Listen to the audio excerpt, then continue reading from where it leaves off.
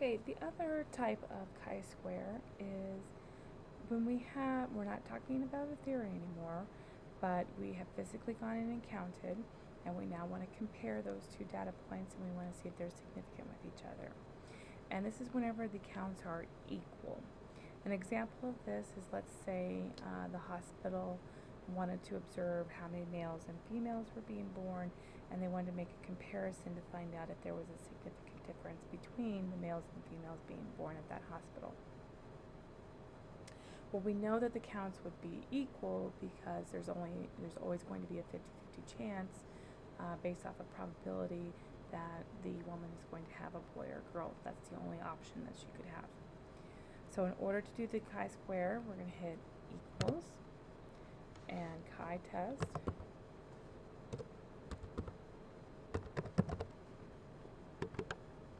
Okay, we're going to select the actual range, and we're going to compare it to the expected. Now, really quick, how did we get the expected? Well, if we had 242 males and 203 females, that gives us a total of 445 babies that were born. We would expect that half of those would be males and half of those would be females. So based off of the 445, we would expect males to be 222.5 and the females to be 222.5. So that's where our expected is coming from. We close it out and we get a 6%.